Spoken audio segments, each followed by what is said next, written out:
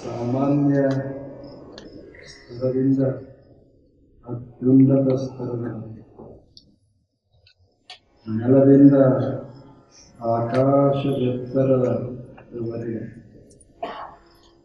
ಅಂಥ ಅದ್ಭುತವಾದ ಈ ವಿಸ್ತಾರ ವಿಶ್ವವನ್ನು ತಮ್ಮ ಮಾತುಗಳಲ್ಲಿ ಮೂಡಿಸಿದಂಥ ಮಹಾನುಭಾವರ ನೆನಹ ಎಲ್ಲಿ ನಿಂತರಲ್ಲ ಅಂಥ ಸ್ಥಳಕ್ಕೆ ಅದು ಶರಣ ಕ್ಷೇತ್ರ ಅನ್ನೋದು. ಇದು ಶರಣ ಕ್ಷೇತ್ರ.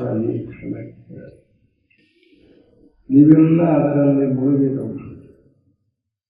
ಯಾವ ಭಾವನೆಗಳು ಯಾವಾಗ ಮನಸ್ಸು ಮೌನವಾಗ್ತದೆ ಆ ಕ್ಷಣಕ್ಕೆ ನಾನು ಇಲ್ಲ, ನೀವು ಇಲ್ಲ, ಯಾವುದೂ ಇಲ್ಲ, ಏನೇನೂ ಇಲ್ಲದಂಥ ಅತ್ಯದ್ಭುತವಾದ ಅನುಭೂತಿ ಅದರಲ್ಲ. ಅದನ್ನು ನಾವು ಸ್ವಲ್ಪ ಅನುಭವಿಸುವಂಥ ಕ್ಷಣ ಇಂಥ ಸಮಾವೇಶದೊಳಗೆ. ಅದಕ್ಕಾಗಿ ಇದೊಂದು ಕಮ್ಮಟವನ್ನು ಇದನ್ನು ರೂಪಿಸಿಕೊಂಡು 7 ವರ್ಷದ ಹಿಂದೆ ಈ ಕಮ್ಮಟ ಅಸ್ತಿತ್ವಕ್ಕೆ ಬಂತು. 7 ವರ್ಷಗಳ ಕಾಲ ಇದು ಹಾಗೆ ಹಾಗೆ ಹಾಗೆ ಅಂತ ಜ್ಯೋತಿರ್ಲಿಂಗದಂಥ ಮಾತುಗಳನ್ನು ನಾಡಿನ ತುಂಬೆಲ್ಲ ಹರಿತಾ ಹರಿತಾ ಹರಿತಾ ಬಂದ ಶ್ರೇಯಸ್ಸ ಈ ಕಮ್ಮಟ.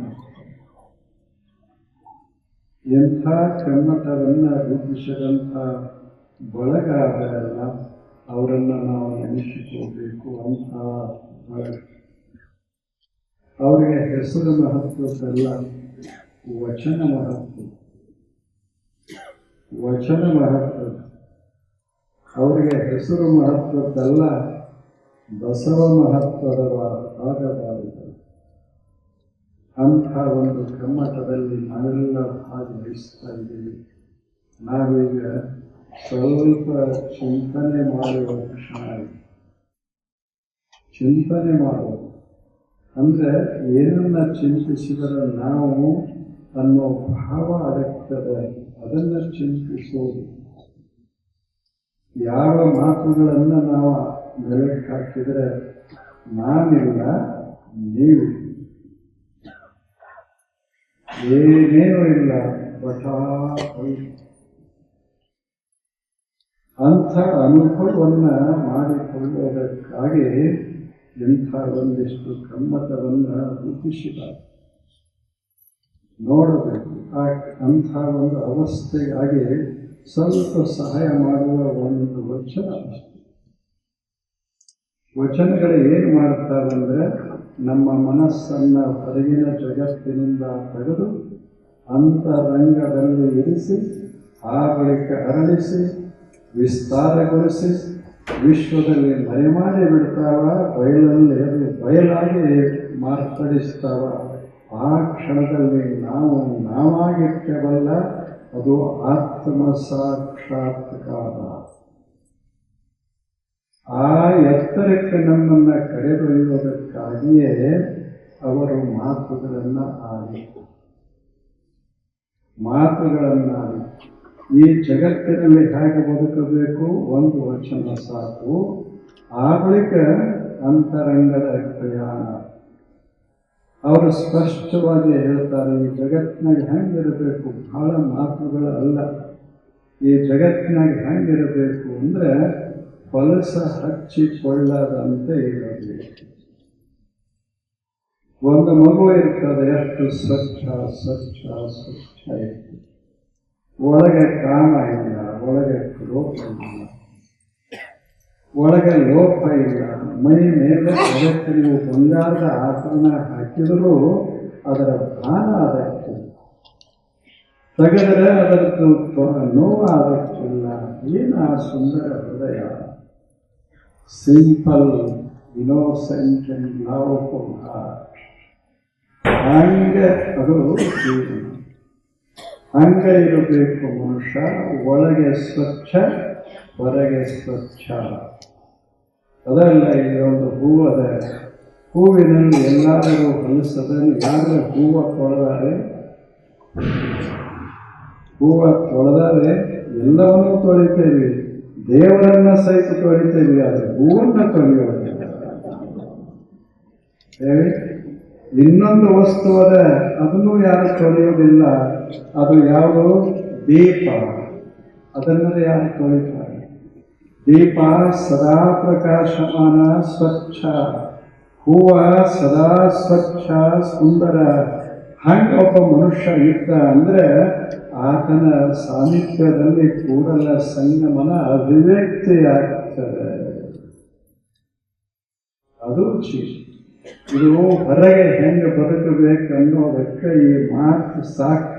ಇದೇ ಅಂತರಂಗದ ಏನು ಶುದ್ಧಿ, ಇದೇ ಬಹಿರಂಗದ ಶುದ್ಧಿ. ಇದು ಮಹತ್ವದ್ದಲ್ಲ, ಮುಂದೆ ಹೇಳ್ತಾರೆ. ಇದೇ ನಮ್ಮ ಕೂಡಲ ಸಂಗಮ ದೇವನ ಒಲಿಸುವ ಪರಿ. ಇದೇ ಚಲೋ ಹೇಳಿಲ್ಲ. ಇನ್ನು ಆ ಕಡೆ ನೋಡಬೇಡಿ. ಇದೇ ಅಂತರಂಗ ಶುದ್ಧಿ, ಇದೇ ಬಹಿರಂಗ ಶುದ್ಧಿ, ಇದೇ ನಮ್ಮ ಕೂಡಲ ಸಂಗಮ ದೇವನ ಶ್ರೇಷ್ಠ. ಹಾಗೆ ನಾವು ಸ್ವಚ್ಛಾಗಿ ಬಿಟ್ಟರು ಸಾಕು. ಯಾವಾಗಂತಲ್ಲ, ಎಲ್ಲೇ ಸ್ವಚ್ಛ ಆದರೂ ಸರಿ, ಇನ್ನೊಂದು ಕ್ಷಣಕ್ಕೆ ಸ್ವಚ್ಛ ಆದರೂ ಸರಿ. ಹಗಲಲ್ಲ, ರಾತ್ರಿಯಲ್ಲ, ಇಂದಲ್ಲ, ನಾಳೆಯಲ್ಲ, ಈ ಕ್ಷಣವೇ ಸ್ವಚ್ಛ ಆಯಿತು ಅಂದರೆ ಇದೇ ಕ್ಷಣ ದರ್ಶನದ ತತ್ವದರ್ಶನ.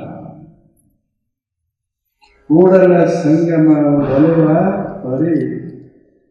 ಹೆಂಗದ, ಎಷ್ಟು ಸುಲಭ. ಇಷ್ಟ ಸಾಕಲ್ಲ. 100 ಮಾತುಗಳನ್ನರೇ ಓದಿ ಏನು ಮಾಡೋದದ? 100 ಗ್ರಂಥಗಳನ್ನು ಪಠಿಸರೆ ಏನು ಮಾಡೋದದ? ಒಳಗೆ ಸ್ವಚ್ಛ, ಹೊರಗೆ ಸ್ವಚ್ಛ.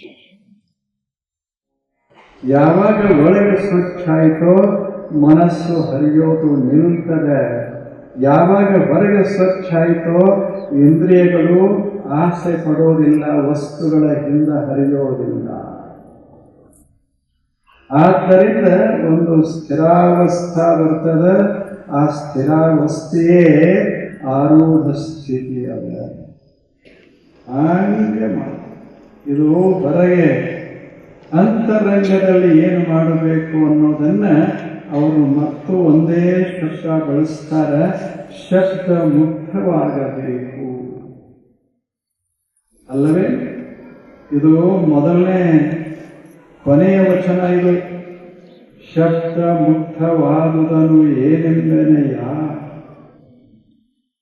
ಘನಗಂಭೀರ ಮಹಾ ಕನದೊಳಗಿನ ಕನಕ್ಕೆ ಕನವಾಗಿದ್ದೇನೆಯ. ಕೂಡಲ ಸಂಗಮ ದೇವನೆಂಬ ಮಹಾ ಗಳಗಿನೊಳಗೆ ಇದ್ದೇನೆಂಬ ಶಬ್ದ ಮುಕ್ತವಾದುದನ್ನು ಏನೆಂದನೆಯ. ಸಾಕಲ್ಲ? ಹೊರಗೆ ಶುದ್ಧ, ಒಳಗೆ ಶಬ್ದ ಮುಕ್ತ. ಇದು ಬಸವಣ್ಣನ ಇಡೀ ವಚನಗಳ 2 ಮಾತುಗಳಲ್ಲಿ ಸಾರ ಆಗಿದೆ. ಹೊರಗೆ ಹೆಂಗೆ ಬದುಕಬೇಕನ್ನೋದು ಶುದ್ಧ.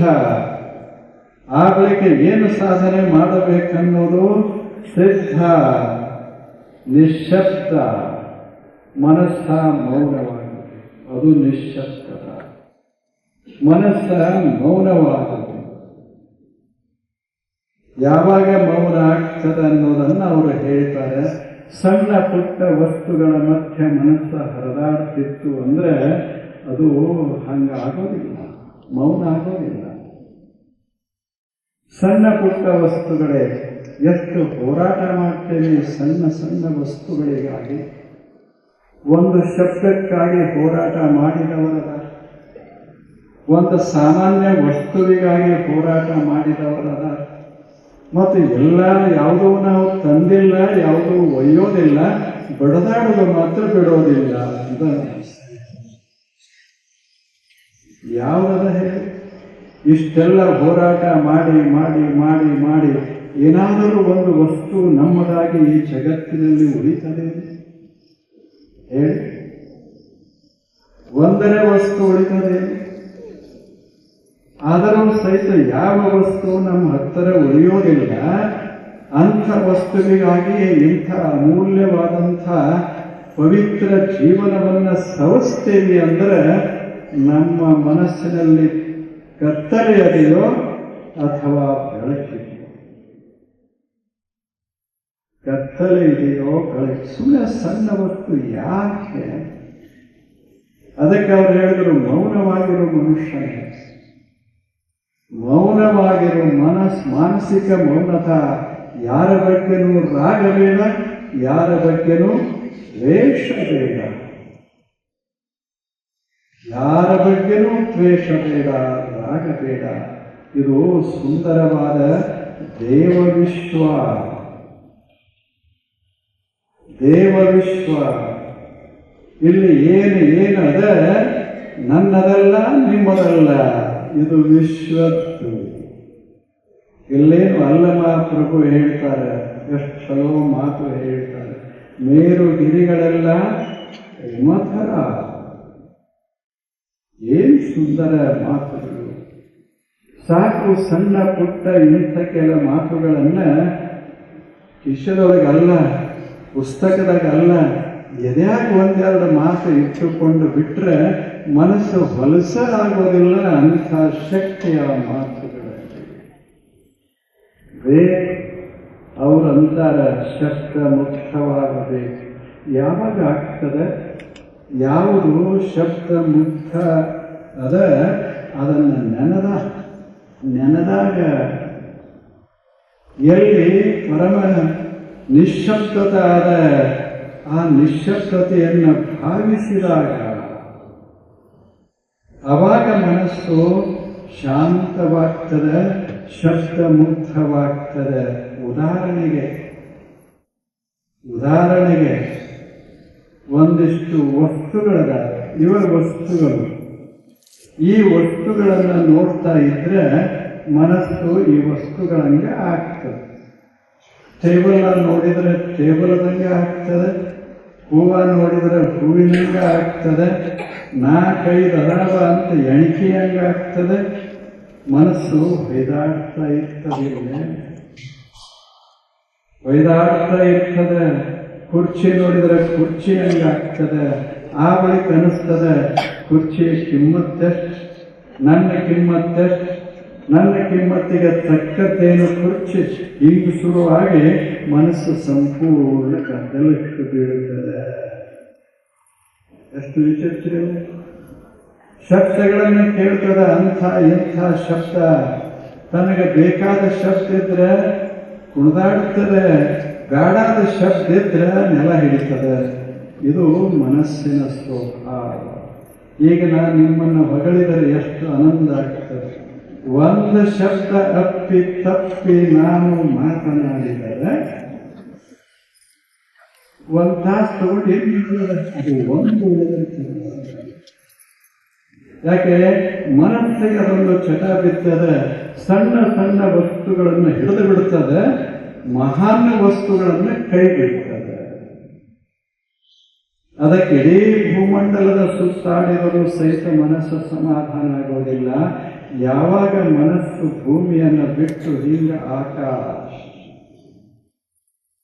ಮುಗಿದಾಗಲ್ಲ, ಅಲ್ಲ ಜಗದಾಗಲ್ಲ, ಯಾವಾಗ ಇದು ಹೀಗೆ ಮೇಲೆ ಮೇಲೆ ಹೋಗ್ತದೆ, ಬಟಾ ಬಯಲಾಗ ಸ್ವಲ್ಪ ಹೀಗೆ ಏರ್ತದೆ, ಮನಸ್ಸಿನಲ್ಲಿ ಏನೂ ಇರೋದಿಲ್ಲ. ಏನು ಅದನ್ನು ನೋಡಕ್ಕಿಲ್ಲ, ಕೇಳಕ್ಕಿಲ್ಲ, ಮಾಡಕ್ಕಿಲ್ಲ.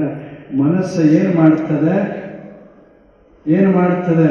ಮನಸ್ಸು ಸ್ತಬ್ಧವಾಗ್ತದೆ. ಅದಕ್ಕಾಗಿ ಅದೊಂದು ಸಾಧನ. ಏನು ಸಾಧನ? ಬಸವಣ್ಣನವರು ಹೇಳಿದ್ದು ಅಂದರೆ, ಯಾವುದು ಘನ ಅದ ಅದನ್ನು ಭಾವಿಸಿಕೋ.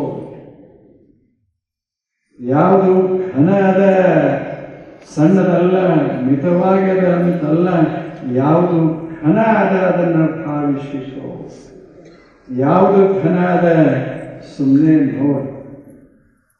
ನೋಡು. ಯಾವುದು ಘನ ಇಲ್ಲ. ಸುಮ್ಮನೆ ವಸ್ತುಗಳನ್ನಷ್ಟು ಕೈ ಬಿಟ್ಟು ಸುಮ್ಮನೆ ಹೀಗೆ ಮನಸ್ಸು ಹರಿಲಿ. ಎಷ್ಟು ವಿಸ್ತಾರ. ಘನ ಗಂಭೀರ ಮಹಾಘನ ಯಾವುದು? ಇದೇ ಜಗತ್ತು. ಇದೇ ನಾವು ನೋಡ್ತೇವಲ್ಲ ಜಗತ್ತ ಎಷ್ಟು ದೊಡ್ಡದರ. ಎಲ್ಲಿ ಪೈರುಮಂಗಲ, ಎಲ್ಲಿ ಭಾರತ, ಎಲ್ಲಿ ಪೃಥ್ವಿ, ಎಲ್ಲಿ ಸೂರ್ಯ, ಎಲ್ಲಿ ಏನು ಹೇಳಿ, ಎಲ್ಲಿ ಏನದ? ಒಂದರ ಮುಂದೆ 23 ಪೂಜೆಗಳನ್ನು ಇಟ್ಟರೆ ಎಷ್ಟು ಸಂಖ್ಯೆ ಆಗ್ತದೆ? ಸುಮಾರು ಅಷ್ಟು ಸೂರ್ಯರದಾರ ಅಂತ ಹೇಳ್ತಾರೆ. ಸುಮ್ಮನೆ ಕಲ್ಪನಾ ಮಾಡ್ಕೊಳ್ಳಿ. ಒಂದರ ಮುಂದೆ 29 ಶೂನ್ಯ ಇಟ್ಟರೆ ಭಾರತ ದೇಶದ ಜನಸಂಖ್ಯೆ ಮುಗಿತು. 10 ಶೂನ್ಯ ಇಟ್ಟರೆ ಇನ್ನೊಂದು 100 ವರ್ಷಕ್ಕೆ ಸಂಖ್ಯೆ ಏರ್ತದೆ. ಮುಂದೆ ಇಲ್ಲ, ಸಾಧ್ಯವೇ ಇಲ್ಲ. ಹಿಂಗ ಇಷ್ಟು ಸೂರ್ಯರು, ಅಷ್ಟು ವಿಸ್ತಾರ, ಏನು ಅದ್ಭುತ ಈ ಜಗತ್ತ. ಐನ್ಸ್ಟೈನ್ ಅಂತ ಒಬ್ಬ ಮಹಾನುಭಾವಿಯಾಗಿ ಹೋದ. ಬಹಳ ದೊಡ್ಡ ಆತ ವಿಜ್ಞಾನಿ, ಮಹಾಜ್ಞಾನಿ ಐನ್ಸ್ಟೈನ್. ಆತ ಹೇಳ್ತಾನೆ, ಏನ್ ಜಗತ್ತು, ಜಗತ್ತಿನ ಆಚೆ ಒಂದು ಕ್ಷಣ ಬರೋಣ, ಇದೇ ಜಗತ್ತು ಎಷ್ಟು ಅದ್ಭುತದ. Maybe it is finite, but it is not bounded. ಏನ್ ಚಲೋ ಮಾತು ಇರಬಹುದು ಮಿತಿ, ಆದರೆ ಅದಕ್ಕೆ ಸೀಮೆನೇ ಇಲ್ಲ ಅಂತ ಜಗತ್ತ ಇದೆ. ಅಷ್ಟು ದೊಡ್ಡ ಜಗತ್ತ. ನಾವು ಸುಮ್ಮನೆ ನಮ್ಮ ಸಣ್ಣ ಸಣ್ಣ ಜಗತ್ತಿನ ಸಿಟ್ಟು ಹಾಕ್ಕೊಂಡೇವಿ. ಯಾವಾಗ ಹೊರಗೆ ಬರ್ತೇವಿ, ವಿಶ್ವದ ಕಡೆ ನೋಡ್ತೇವಿ, ಆಕಾಶದಲ್ಲಿ ಕಣ್ಣು ಬಿಡ್ತೇವೆ, ಯಾವ ಮನುಷ್ಯ, ಯಾವ ಭೂಮಂಡಲ, ಯಾವ ಸೂರ್ಯಮಂಡಲ, ಏನೇನೂ ಇಲ್ಲ ಈ ಜಗತ್ತಿನೊಳಗೆ. ಅಷ್ಟು ವಿಸ್ತಾರ, ಅಷ್ಟು ವಿಸ್ತಾರ. ಇದನ್ನ ಎಣಿಸ್ಲಿಕ್ಕೆ ಬರದು. ಎಷ್ಟು ಅದಾವಂತ ಎಣಿಸ್ಲಿಕ್ಕೆ ಆಗೋದಿಲ್ಲ. ಅಷ್ಟು uncountable number of galaxies and stars. ಒಂದಲ್ಲ, ಎರಡಲ್ಲ, ಇಂಥ ಅತ್ಯದ್ಭುತ. ಸೂರ್ಯ ಎಷ್ಟು ದೊಡ್ಡ ಗೊತ್ತದೇನು ನಮಗೆ? ನಮ್ಮ ಭೂಮಿಗಳದಾವಲ್ಲ, ಇಂಥ 10 ಲಕ್ಷ ಭೂಮಿಗಳನ್ನು ನುಂಗಿ ಹಾಕುವಷ್ಟು ದೊಡ್ಡವ ಸೂರ್ಯ. 10 ಲಕ್ಷ. ನಿಮ್ಮದು ಊರು ಯಾವುದು? ಬಯಲುಂಗಲ. ನಿಮ್ಮ ಮನೆ ಮಾರು ಯಾವುದು? ಸ್ವಲ್ಪ ಮನಸ್ಸೇ ಹೊರಗೆ ಹೋಗಿ ವಿಚಾರ ಮಾಡಿ. ಘನ ಗಂಭೀರ ಮಹಾಘನ ಅಂತ ಬಸವಣ್ಣನವರು ವರ್ಣಿಸಿದರು. ಇದೇ ದೃಶ್ಯ ಪ್ರಪಂಚ. ಘನ ಗಂಭೀರ ಪ್ರಭಾವ, ಘನ ಗಂಭೀರ ಅಂಥ ಘನ ಮಹಾಘನ. ಅಂದರೆ ಮನುಷ್ಯನ ಬುದ್ಧಿ ತತ್ತರಿಸಿ ಹೋಗ್ತದೆ. ಅಷ್ಟು ವಿಸ್ತಾರ ಈ ಜಗತ್ತು. ಮನುಷ್ಯನೇ ನಿನ್ನ ಮನೆ ಬಿಟ್ಟು ಹೊರಗೆ ಬಂದಾಗ ಇಂಥದೊಂದು ಅದ್ಭುತ ವಿಶ್ವಾದ. ಅದನ್ನು ಸ್ವಲ್ಪ ಮನಸ್ಸಿನಲ್ಲಿ ಇಟ್ಟುಕೋ. ಘನ ಗಂಭೀರ ಮಹಾಘನ. ಇದು ಒಂದು ಅಂದ್ರೆ ನಿಸ್ಸೀಮವಾದ ಮಹಾವಿಶ್ವ. ಆ ಬಳಿಕ ಇಂಥ ಘನಕ್ಕೆ ಘನ, ಇಂಥ ಮಹಾವಿಶ್ವಕ್ಕೂ ಘನ. ಇದಕ್ಕಿಂತಲೂ ವಿಸ್ತಾರವಾದ, ಇದಕ್ಕಿಂತಲೂ ಪರಿಪೂರ್ಣವಾದ ಇನ್ನೊಂದು ಅದೃಶ್ಯ, ಅತ್ಯಂತ ಸೂಕ್ಷ್ಮವಾದ ಒಂದು ತತ್ವ ಅದ. ಅದೇ ಬಯಲ ತತ್ವ. ಮುಗಿಲ, ಜಗದಗಲ ಮುಗಿಲಗಲ. ಮಹಾಘನದೊಳಗೆ ಘನ ಗಂಭೀರ ಮಹಾಘನ. ಆ ಘನಕ್ಕೆ ಘನ. ಸುಮ್ಮನೆ ಕಲ್ಪನಾ ಮಾಡಿ. ಮುಗಿಲ, ಮುಗಿಲದ ಕೊನೆಯಲ್ಲಿ ಎಲ್ಲಿ ಜಗತ್ತದ ಅಂದ್ರೆ ವಸ್ತು ಜಗತ್ತದ, ಅದೇ ಅಷ್ಟು ದೊಡ್ಡದು. ಇಂಥ ವಸ್ತು ಜಗತ್ತನ್ನ ತನ್ನ ಒಳಗೆ ಇಟ್ಟುಕೊಂಡಿರುವಂಥ ಬಯಲ ಎಷ್ಟು ದೊಡ್ಡದದ. Space has no ends. Space ends nowhere. ಜಗತ್ತನ್ನು ಸ್ವಲ್ಪ ಎಣಿಸಬಹುದು ಒಂದು ಈಟ್ ಏನರೆ, ಆದರೆ ಬಯಲಂತದಲ್ಲ ನಮ್ಮ ಸುತ್ತ ಮುತ್ತ ಕಣ್ಣೆ ನೋಡ್ಲಿಕ್ಕೆ ಬರೋದಿಲ್ಲ, ಅದನ್ನು ಕೈಯಿಂದ ಮುಟ್ಲಿಕ್ಕಾಗೋದಿಲ್ಲ. ಆದರೆ ಪ್ರತಿಯೊಬ್ಬನಿಗೆ ಗೊತ್ತಿರ್ತದಲ್ಲ, ಇದು ಘನಕ್ಕೆ ಘನ ಇಲ್ಲ, ಇದು ಪೂರ್ಣಕ್ಕೆ ಪೂರ್ಣ. ಆ ಬಳಿಕ ಇವು ಎರಡನ್ನ ಮೀರಿ ಜಗದಗಲ ಮುಗಿಲಗಲ ನಿಗೆಯಗಲ. ಘನಗಂಭೀರ ಮಹಾಘನ, ಘನಕ್ಕೆ ಘನ, ಆ ಘನದೊಳಗಿನ ಘನಕ್ಕೆ ಘನವಾಗಿತ್ತೆ. ನನ್ನ ಮನಸ್ಸು ಹೆಂಗಾಯಿತು ಅಂದರೆ, ಮೊದಲ ಜಗತ್ತಿನಷ್ಟು ವಿಸ್ತಾರ ಆಯಿತು, ಆ ಬಳಿಕ ಬಯಲಿನಷ್ಟು ವಿಸ್ತಾರ ಆಯಿತು. ಈ ಭೌತ ಬಯಲ ದಾಟಿ ಅನಂತವಾದ ಆತ್ಮ ಅಥವಾ ಸತ್ಯ ಬಯಲನ್ನು ಪ್ರವೇಶ ಮಾಡಿತು. ಅದನ್ನು ಏನು ಹೇಳಿ, ಎಷ್ಟು ಚಲೋ. ಬರೇ ಒಂದು ಬಯಲ ಶಬ್ದ ಇಲ್ಲೇ, ಅದೇ ಬಸವಣ್ಣನವರು ಘನ ಶಬ್ದ ಅಲ್ಲೇ.